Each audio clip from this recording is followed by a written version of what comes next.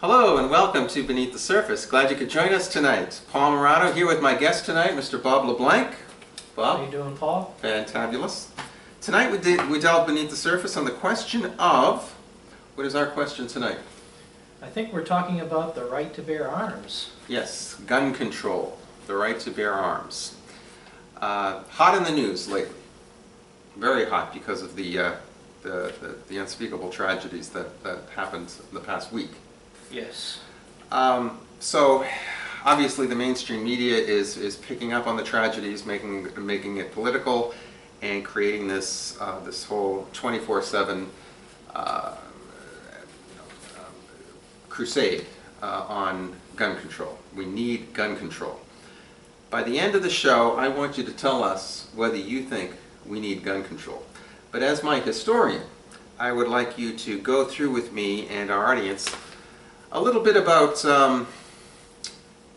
where the Second Amendment came from, why we have it, if it's important, and what it all means. All right? Sure. All right. So let's first begin beneath the surface with some very basic questions, very basic points. And that is, this whole thing is about preserving life. Life is a good, is it not? Right, right. And I think both sides are probably arguing for the same sort of thing, except in a different way. To prevent the taking of taking of innocent life. The people who want gun control are thinking the amount of guns that we have in our culture is too much, and that right. creates the opportunity for crazy people, to start killing a whole bunch of other people. Okay. And opposing this gun control, or people are saying, well, wait a second, these guns can also be used in self-defense. Right. And those are the arguments. Before we get to whether they're legitimate or not, do you think, generally speaking, both sides are genuine in caring about innocent human life in making these arguments? Or do you think there's another underlying kind of agenda? I don't really want to go after people's motives in this particular. I don't mean individuals' motives. I mean a movement's motives. Want to just say we don't know for that? I think we don't know. I'll say okay. This: what I've heard, there seem to be a lot of people who think that there might be some sort of ideological sort of thing that's going on. I don't necessarily buy that. So, you know, in order for big government to take over, they need to take away all our arms. That's one kind of thing, and I don't think there's any conspiracy like that happening. All right. Before we get into that, let's stay on this notion that life is good, and because life is good, we have a moral right to defend ourselves. Absolutely. Okay. Yeah. And we have a moral duty to defend those who are under our authority. Absolutely. Okay. So I just want to make that distinction for everyone. We have a right to defend ourselves because our own lives are good. Mm-hmm. And we have more than a right. We have a moral obligation or a moral duty to defend those who are under our care or authority, like parents do to children, presidents or kings do to the citizenry, etc. Right. And a lot of them, both sides are arguing for that. It just depends on where they think that the responsibility lies for protecting these people. Okay. You know, some people think that, well, we should depend on the police to do this. Which is an extension of the government. Which is the extension of the government. Whereas the other side will say, well, sometimes the police are not always there, especially if you're in more rural areas. And they say, well, you're going to take away our right to defend ourselves because the police aren't necessarily there. And especially in disasters like after Hurricane Katrina, you know, you had law enforcement pretty much tied up and unavailable to handle certain situations, and people were left on their own, not intentionally by you know, police in Louisiana, but. Do you find it ironic that at the same time that people want to disarm the citizenry, there's a good amount of almost the same people that want to disarm police officers because of all of the alleged injustices that have been coming up. I find that kind of a disconnect in the arguments. Because on one hand, they'll say you can't trust the police because the police are going to act in racist ways or something like that. They're going to act in unjust ways. They're idiots. They're stupid. And on the other hand, they're here, especially when we're talking about gun control. They're talking about, okay, we have to trust the police. We're not going to allow individuals. We can't trust individuals in this case. It's a bit ironic that it seems like, generally speaking, the same people who want to disarm the citizenry in order to trust the government are the ones that hate the guy who's at the top of the government. Well, the guy that's carrying out the government's law enforcement. So basically what they're saying right now, in effect, is we want to trust Donald Trump and his government to protect us from bad guys. Yes, that is interesting, yeah. Well, I think they might think if there were no guns, period, there would be none of this violence. And to a certain extent, I do understand that. For the longest time, countries like England, their policemen didn't have guns, or you just had special units that carried guns, and your ordinary, police doing the beat didn't have a gun. Well, I teach college, and many of my students this semester are from foreign countries. So I asked them, I said, what is it like in your country? Do citizens have guns? And they said, oh, no, no citizens have guns. And then in the same breath they say, but the police are so corrupt. If you don't have money, they'll take advantage of you. And they're so corrupt. I mean, that seems to be the reason, and now we'll get into the Second Amendment. That seems to be one of the main reasons why there is a Second Amendment. To protect citizens, not necessarily from each other, but to protect innocent citizens from a potentially corrupt future tyranny of a government. Yes? That is exactly. We need to go into the history for that. All right, you're my historian, so let's go into the history. Okay, so we can even go well before the American Revolution, because this is all set up. You have to understand, actually, in a certain sort of way, things are kind of repeating themselves. So we had in North America a huge immigration problem. So Europeans were coming into North America, and the natives at that time were getting pretty upset that all these Europeans were taking over land, moving in, disrupting the neighborhood. You're talking about Native Americans? Yes, Native Americans. There were conflicts between Indians, Native Americans, and the colonials, the colonies. So you have all those Cowboys and Indians movies. Right. But in this case, it was before the Cowboys and Indians, and it was these pilgrims coming over. I mean, there were good highlights where they cooperated, they helped each other out, but there were also cultural differences or whatever differences that caused fights between the two groups. And so in New England that happened. I think it pretty much happened throughout the colonies.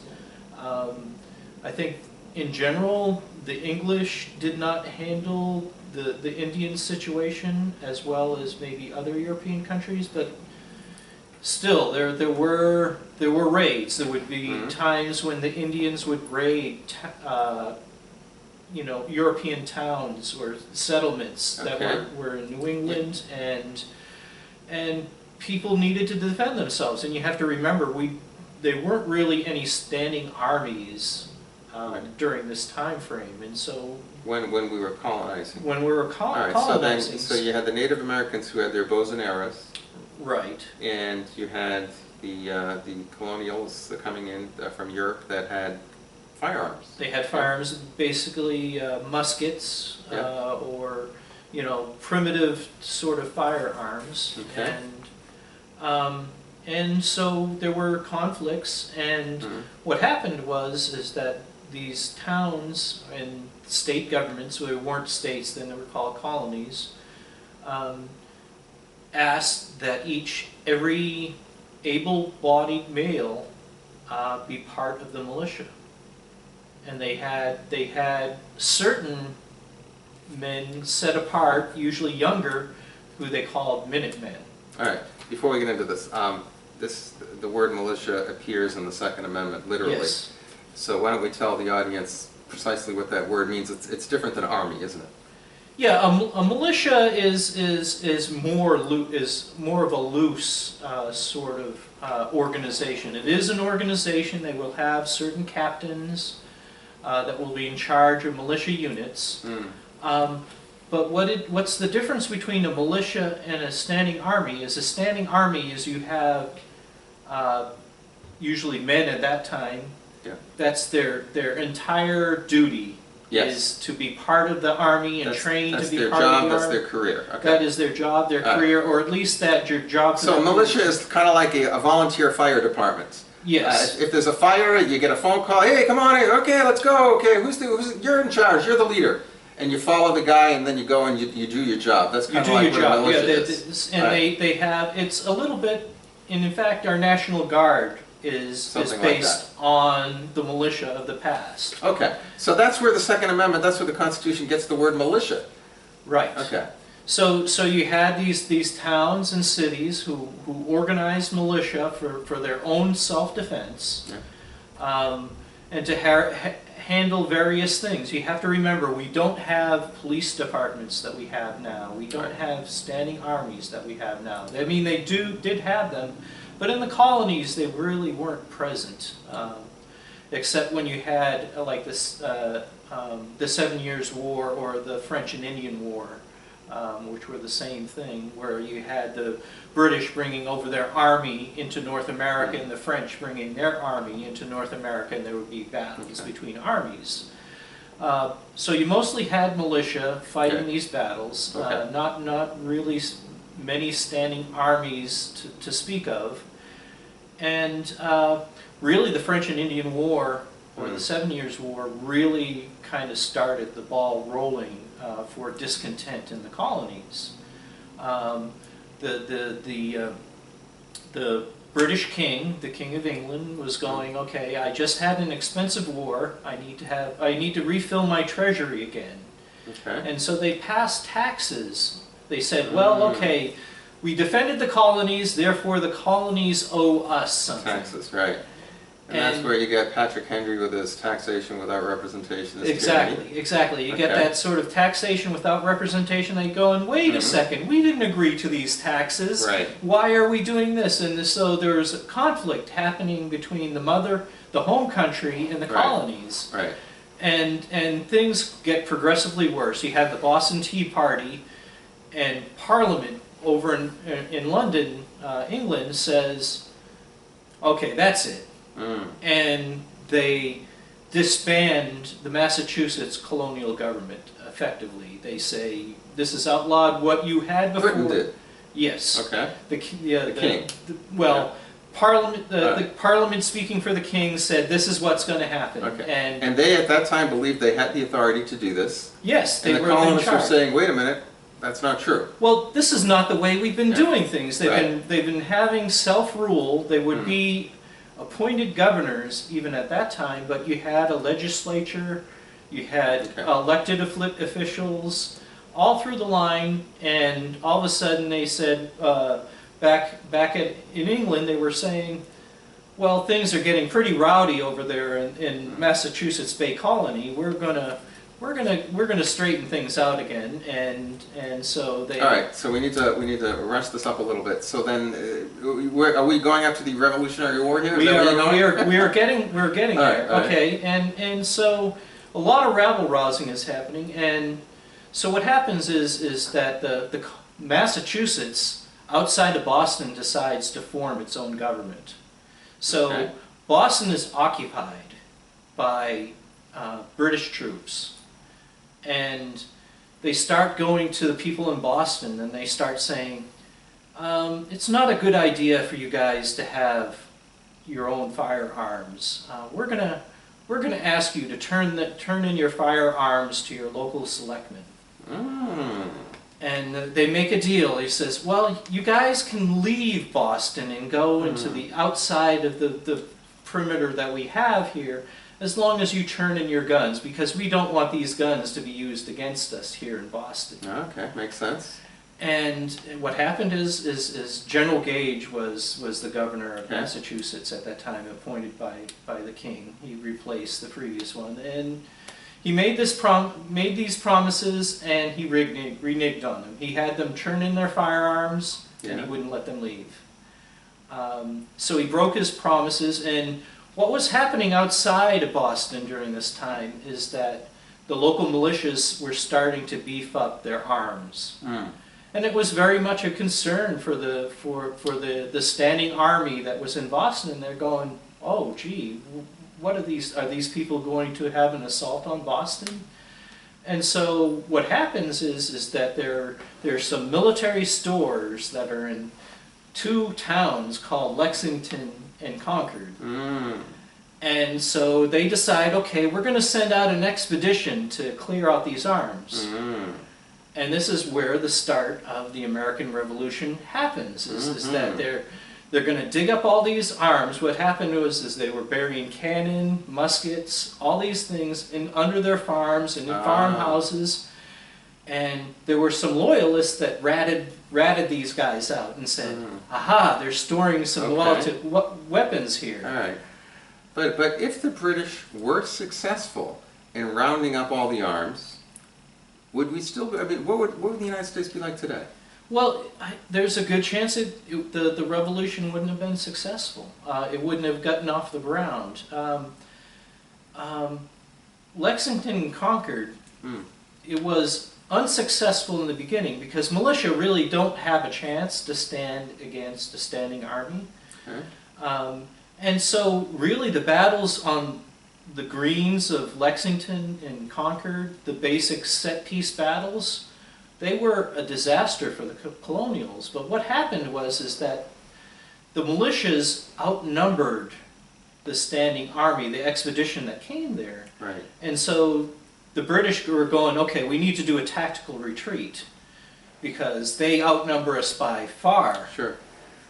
And so it was during that retreat that the British got really beat.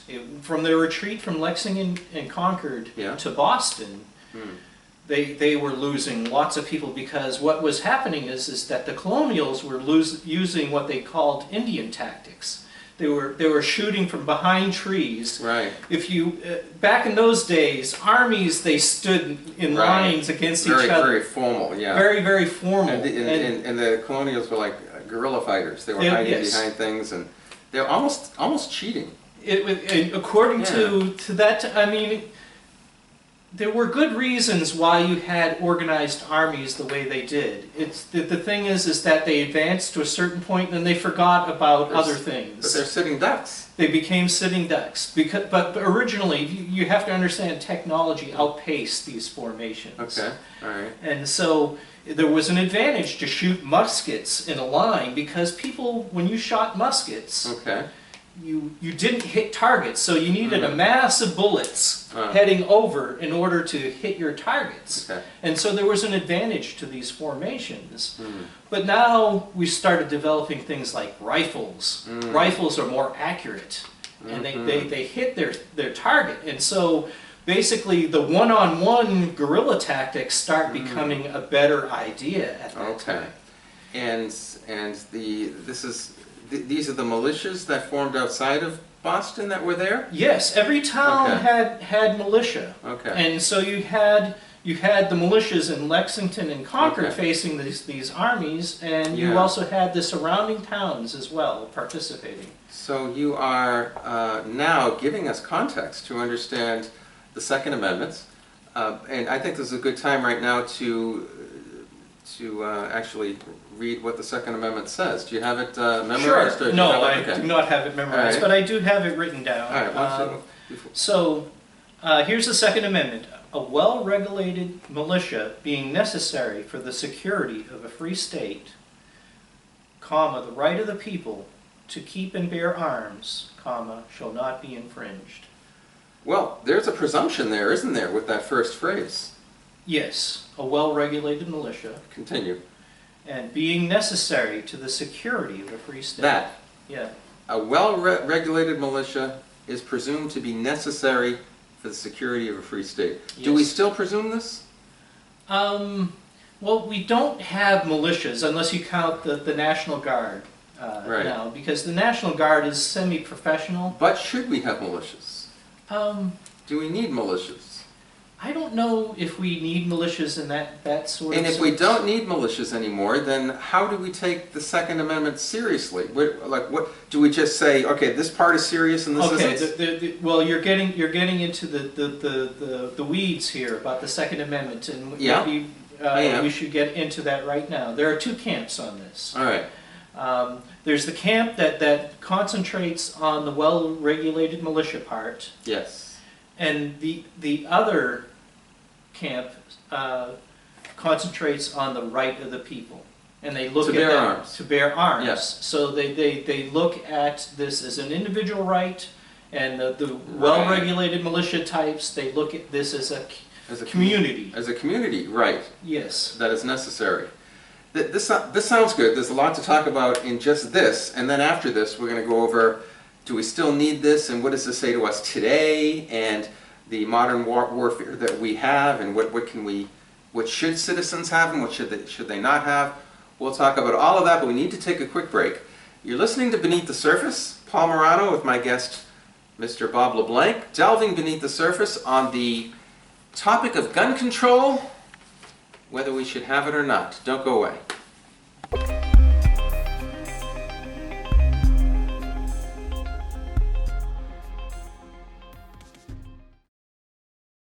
We are back.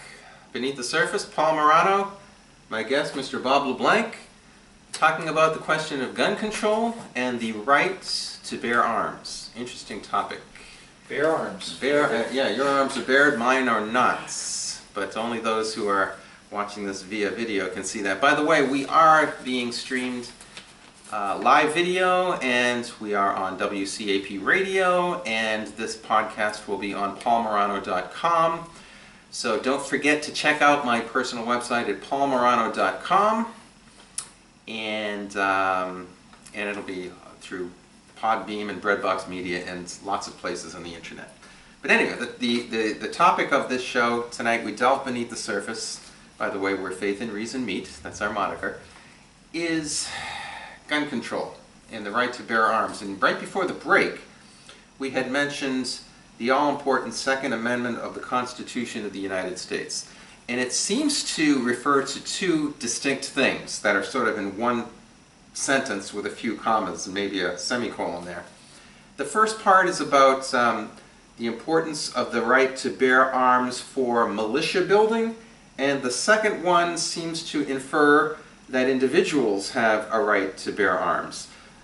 They don't seem to make sense together grammatically. Bob, what's your take? Okay, well, I can explain what the original intent was. Go for it. So, the Founding Fathers were really big on the individual right to bear arms. It was more than just to develop a militia. They actually thought that it enhanced the virtue and the morality of the people. Really?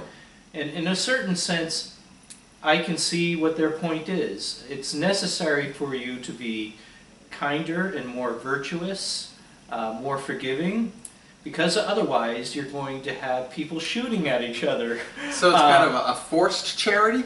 A lot of people would say that's not real charity at all. It's a little bit of self-preservation on the other side of things. Mm. So if you're tempted to act in very unvirtuous ways, you're putting your life into your own So in other hands. words, it keeps you in line. It keeps you in line. Whether you're virtuous or not, people are kept in line knowing that their neighbors have firearms. Well, I mean, we had things like duels Yes. back then. And in fact, our first vice president and first treasurer, I think, had a duel. Aaron Burr and Alexander Hamilton had a duel. Do you remember what that was about? No, I don't Okay. remember what it was.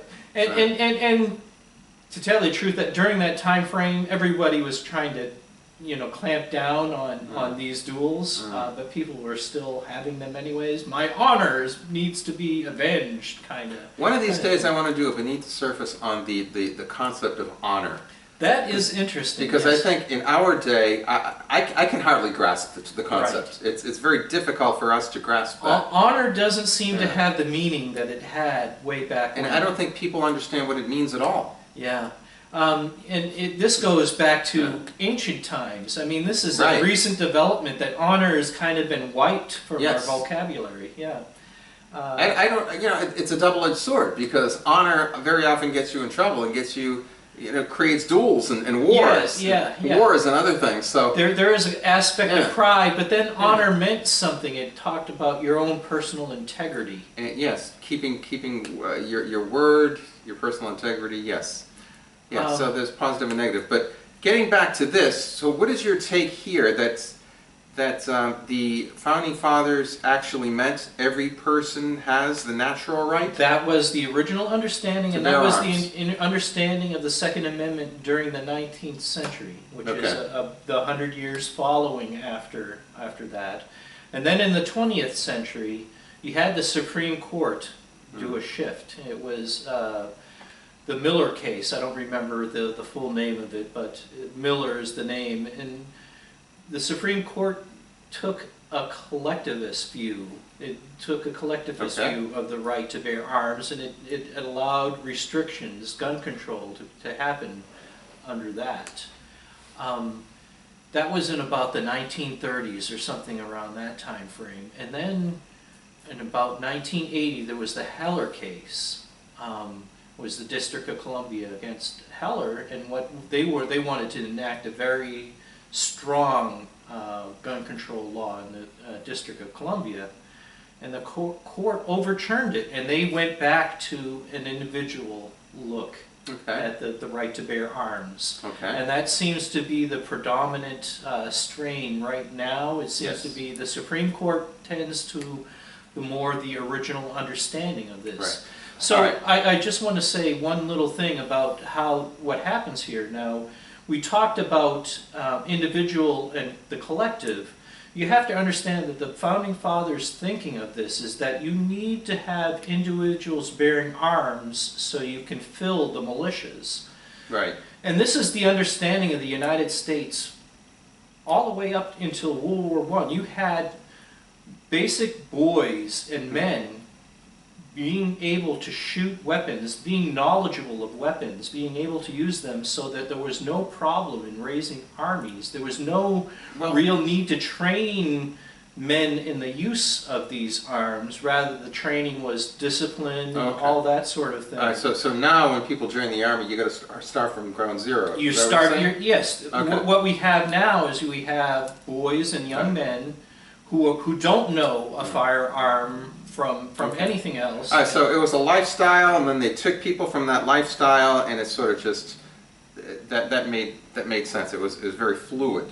Yes. But the question now is that now that we do have standing armies, and a pretty big one at that, do we need citizens to have guns to form militias? I think there's a case for that.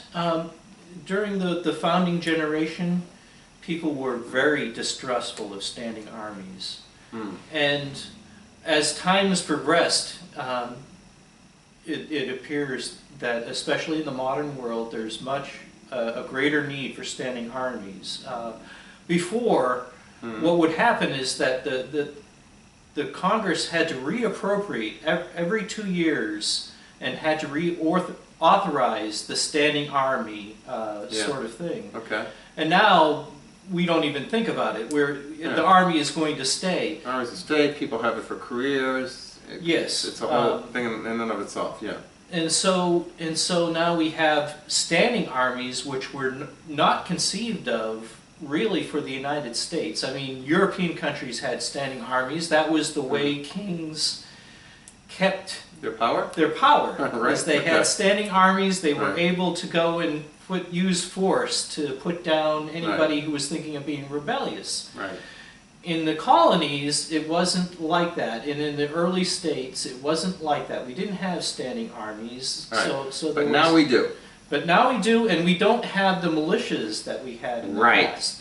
But the thought is that the people being armed would be able to resist a standing army. That was the thoughts behind the Second Amendment, and it's an understandable thoughts because of what many of them came from Europe. They came from tyrannies and dictatorships, and they wanted their freedom of religion and all of that, so they came over here.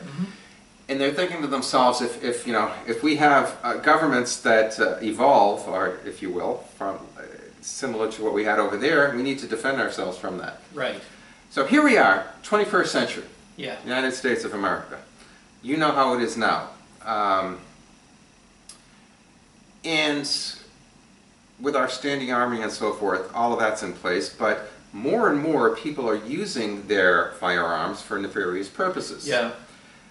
Starting in the 1960s, you had President John F. Kennedy, Robert Kennedy, Martin Luther King. Right. Then you had, go to the 80s, you had Ronald Reagan being shot and surviving, Pope John Paul II being shot, Right. surviving, thanks be to God for both of that. Or else the Iron Curtain probably wouldn't have fell the way it did without a gunshot. But despite that, now we get into the 1990s, and now you have people shooting up high schools and theaters and where innocent people are, children, rock clubs, what have you. What do we, this is becoming more and more, at least the media is portraying it as becoming more and more of a problem in everyday life. What to do about this? Well, we have a cultural problem, I think. One is... It's a good point, because everybody had arms back in the 18th century. Well, yeah, and they weren't shooting people. They weren't shooting innocent people up. This is the mystery for me. Yeah, okay. I mean, this is truly a mystery. We had much more. There were it was a larger percentage of people having arms back then than now. Right.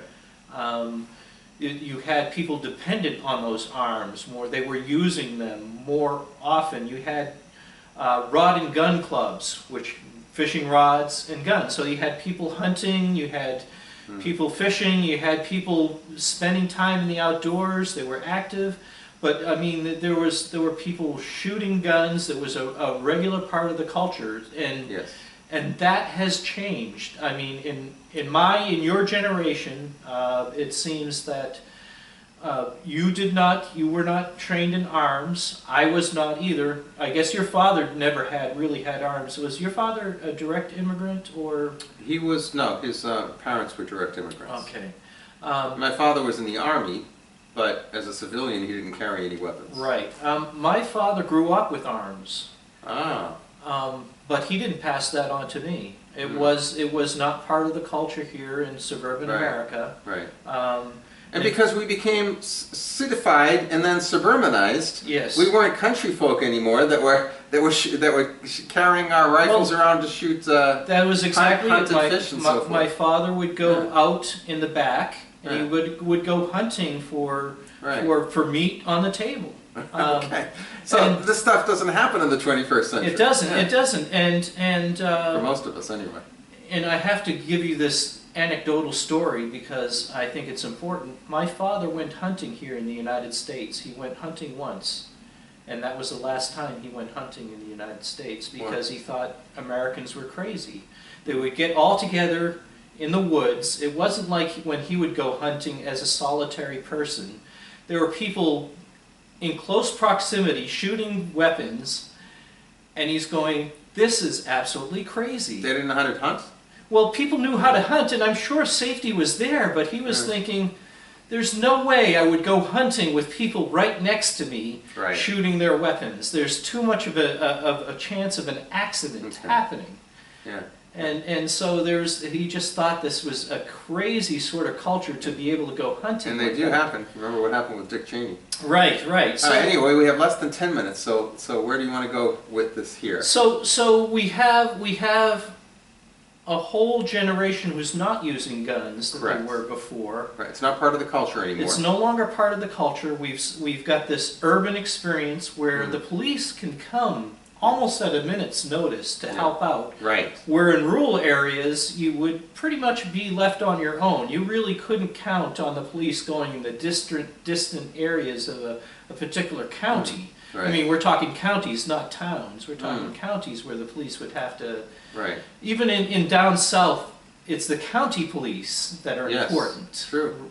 Rather than town police like in Massachusetts or New But Hampshire. bottom line, it seems like there's no more felt or experienced need to protect oneself with firearms. Right. At least in the generally speaking. And firearms now are more effective than they were in the past. That has also changed. The technology has developed. We now have semi-automatic and automatic weapons that really didn't exist until about the Civil Wars when the change started happening. And so let's talk about this notion of gun control, which has been talked about for about, what now, 25, 30 years as a political issue, a political football. There seem to be three extreme options. Let me give you all three. Okay. Let's see what you think of them. Number one, allow citizens to obtain any weapon or weapons at all for their own use. And I'm talking about any weapons that they want to create. Like bazookas. Bazookas, grenades, bombs, semi-automatic rifles, guns, whatever they want. Because if they're going to defend themselves against a big standing army, of course they need these things. All right, so that's number one. The second extreme is a total disarm of society, including the police. Interesting, yeah. And then the third extreme option is total disarm of society except for the police. Now, do you tend towards any of those three extreme options? No, I don't go through any. I don't choose A, B, or C. A, B, or C.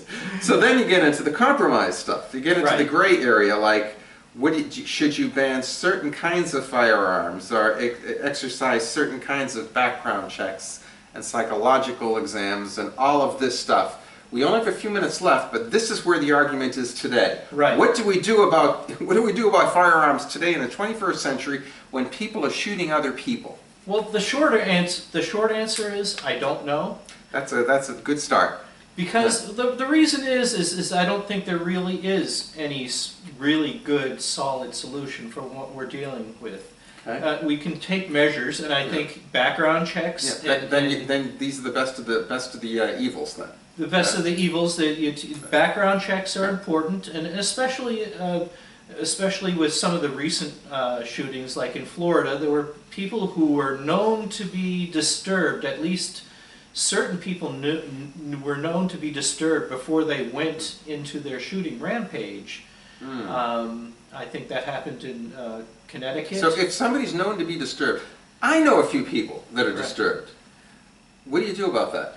Well, see, what's the responsible thing to do? The responsible thing is not to allow them access to guns. Yeah, well, that's definite. But if they're crazy enough, they might find a way to get guns. See, that even if their family members don't have them. Yeah, there's a problem, yeah. I mean, the fact that you have guns anywhere means that they might have access to guns somehow, even if you're talking about lock safes and things of that nature. Correct. Now, the other argument is if you ban guns so that these crazy people won't get them, they're going to get them anyway, underground, because they're the kind of people that would know how to get illegal guns. Well, and it's the citizens, the good citizens, that wouldn't have them to protect themselves. So that's the other side of the argument. You have criminal elements who are not going to obey the law, who will find ways to get around getting guns. Do you buy that? Yes, absolutely. And in fact, we are in a stage right now where people can set up their own kind of private little factory and develop guns. Not maybe they don't have the ironsmiths or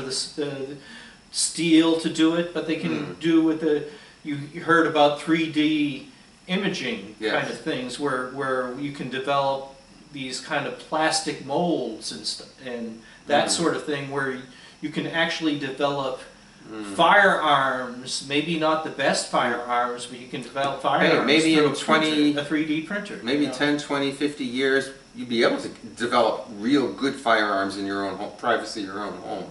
Right. So then we need to do something, right? Or do we not? Well, the problem is that when the technology gets out of the bag or Pandora's box is opened, we discovered this with nuclear weapons. Right. So I think the same sort of thing is going to happen with private firearms. Okay, you are the President of the United States right now. There have been 2 mass shootings in the past couple of weeks. You know the whole history of what's going on here. What do you're going to be on television at 8 o'clock tonight. What do you tell the people? Well, I'm going to be a little bit cynical here. All right. And I'm going to propose something feel good. All right. Because that seems to be really a thing of optics rather than actually doing something substantial. Yeah. I'm not sure if any real good solution happens. The thing is that one of the problems is that a lot of these people who shoot, they shoot for the notoriety.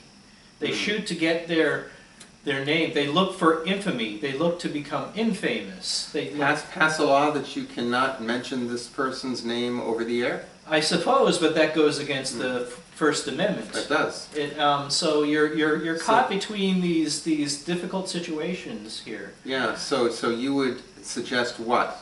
Well, you could suggest policy. to the media that they not mention the names of these people that do this. Okay. That you keep a media blackouts. Should there be any public policy change or any laws or anything? Well, the thing is that you run into problems. Every time the government tries to implement these solutions, they result in some sort of tyranny. You're telling the media to do something. The reason why the media does this is that it sells beer and shampoo. Right. I mean, you get people glued to their TV, listening to the media, watching social media sites. Right. This makes money. These things make money. You're not giving me a straight answer. Give me a straight answer as to what the one thing that you would do if you had the power to do it. Well, I gave you that one answer. What's I that? would give you a feel-good answer. I mean, I'm being cynical about this. I don't think there is really a solution, a substantial solution. So you wouldn't ban guns? I don't think I would ban guns. I think I would ban certain types of guns. Okay. I would severely regulate the amount of arms that the types of arms that can get into. But a lot of the problem that we have now is there's a lot of cosmetic laws that are passed that really don't deal with things. Okay. It looks like a military assault rifle, therefore we're going to ban that. Right. You have to know what you're doing, yeah. Yes, you need to know what you're doing. All right, with the 1 minute we have left, how would you suggest that we keep, say, children safe in schools? Oh, yeah. Well, one solution that I've heard suggested is that we stopped making schools into such huge factories. That we actually start breaking these things up so that you can't have the mass shootings. There is economy of scale, but there's something to be said by distributing this problem. I think it would help education overall because you couldn't be anonymous in these huge high schools and things. We truly need to do it beneath the surface on that topic. Reducing the ability to be anonymous within these situations. So those are the type of solutions that I would go after. Not necessarily going after the gun thing directly. And as my last thought, we have about a minute left? Okay, as my last thought, Bob, it seems to me, and I know you'll agree with this, that one of the reasons why we have so much lack of integrity today and violence, not only with abortion, as we talk about a lot, but with the postborn, is because of the breakdown of the family. Right. And the breakdown of the family has the tenets of the sexual revolution behind it and continuously supporting This it. is part of the cultural problem. So isn't this what we really need to attack? And I don't mean with guns or anything, but with truth, and with hope, and with just with truth and love. Well, there's a contradiction. And we only have about 30 seconds. We don't value the very young in the womb. Yes. So why should we value human beings who are outside of the womb? If we as a society are intentionally killing over a third of all human beings that are created by God in the womb, how can we expect people not to take guns and shoot others? As Mother Teresa said. Yes, we're not upholding the human dignity, and we use violence to eliminate human beings as problems rather than dealing with problems. Mother Teresa once said something like, if we say that mothers can kill their own children, how can we expect people not to kill each other? Right. Okay. On that note, we need to say goodbye. Mr. Bob LeBlanc, Paul Morano, signing off. Beneath the Surface, glad you could join us tonight. Thank you for listening. Check out my website again at paulmorano.com. That's Paul Morano with a U.com. Have a great week, everybody.